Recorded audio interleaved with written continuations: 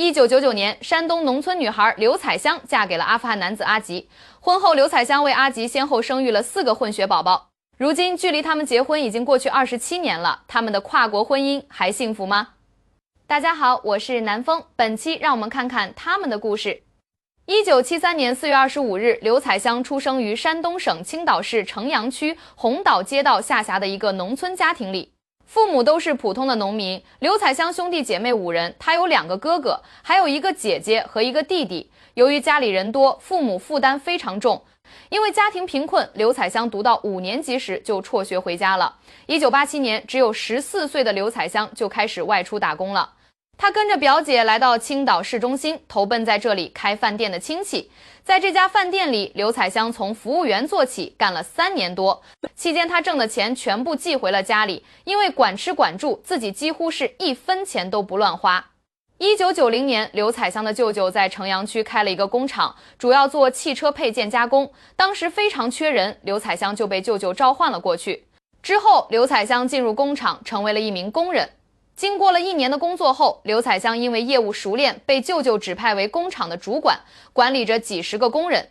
1994年，舅舅因为家庭的原因，不得不将工厂关闭了，刘彩香也失业了。但这个时候的她已经有了10多万的存款。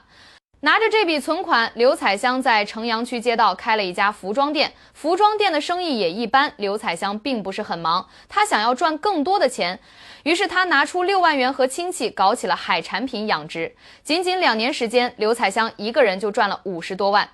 拿着这笔钱，刘彩香在胶南市买了一套房子，然后她又买了一辆3轮小货车，开始把在老家刚刚成年的弟弟叫了过来。2个人开始干起了蔬菜生意。每天早上2个人天还没亮就起床了，他们到农村的蔬菜地里收蔬菜，然后再拉到胶南的蔬菜市场发货。刚开始生意还行，刘彩香也赚了一些钱。她打算长期和弟弟在胶南贩卖蔬菜，2个人就在胶南和不同地方的人合租在一个大杂院里。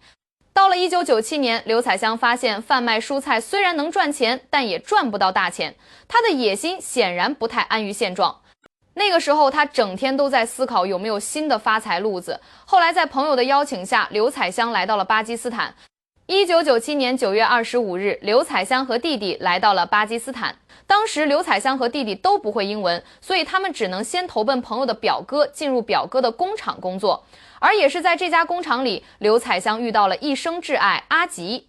阿吉1979年出生于阿富汗首都喀布尔市中心，父母是做地毯的小商贩。阿吉兄弟姐妹8人，有5个哥哥和2个妹妹。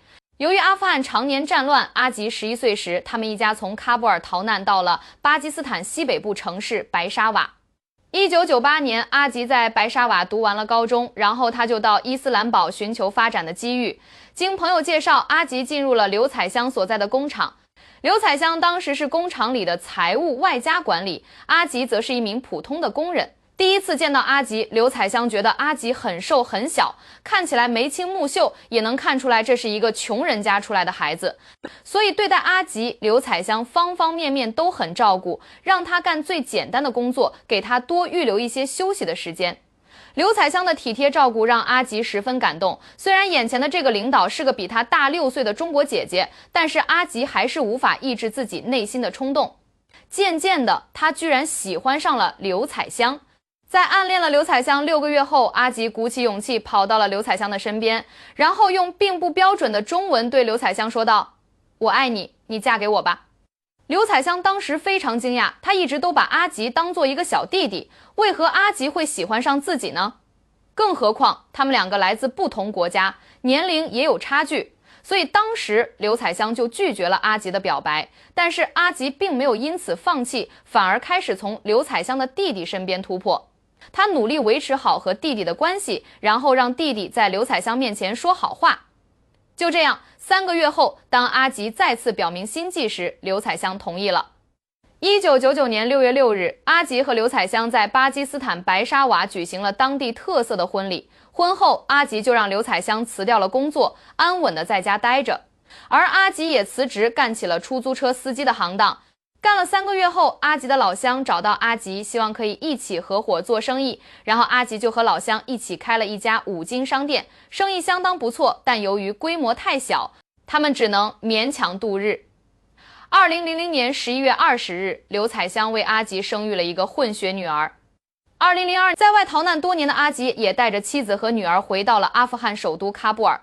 回到阿富汗后，阿吉依然和老乡从事五金商店的生意，妻子则一个人在家照顾女儿。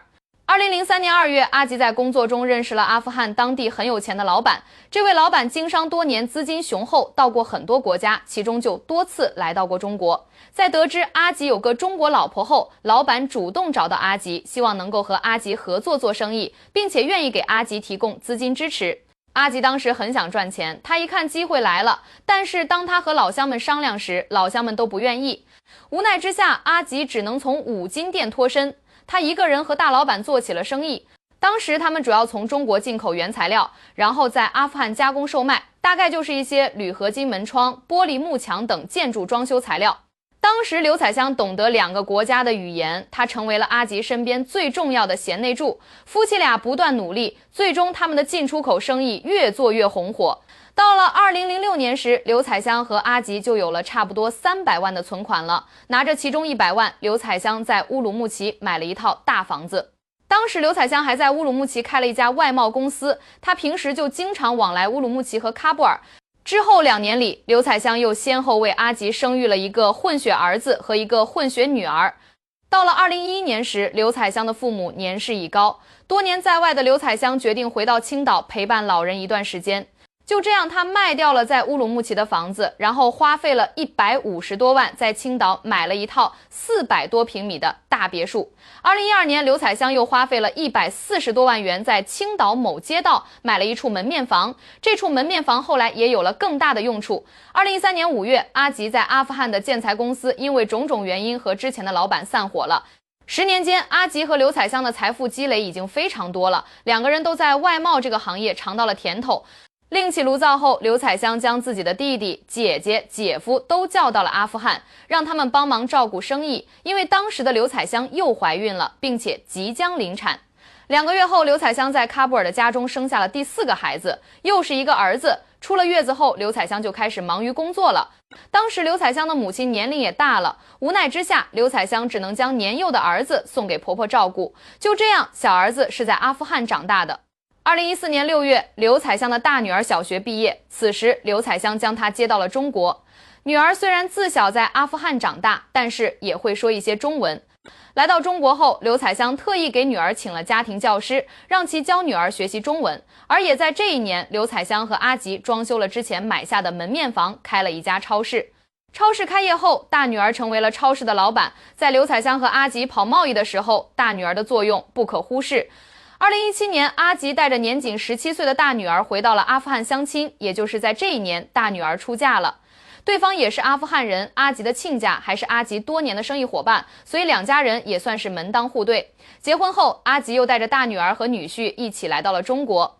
就这样，阿吉的大女婿也从阿富汗来到中国发展，全身心的在阿吉家的超市里忙活。转眼到了2019年，阿吉的外贸生意一直都不错，他在阿富汗的工厂也越开越大。但就在这时，阿富汗局势风云突变，国家动荡不安。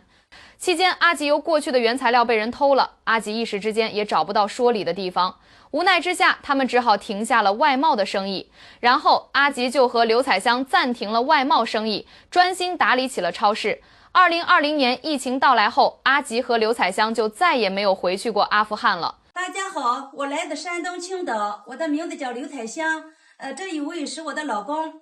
大家好，我叫阿吉，我来自是阿富汗，我家有4个孩子，2个男孩，2个女孩。我的大女儿已经结婚了，有2个孩子，这个2个孩子就是我大女儿，这是老二。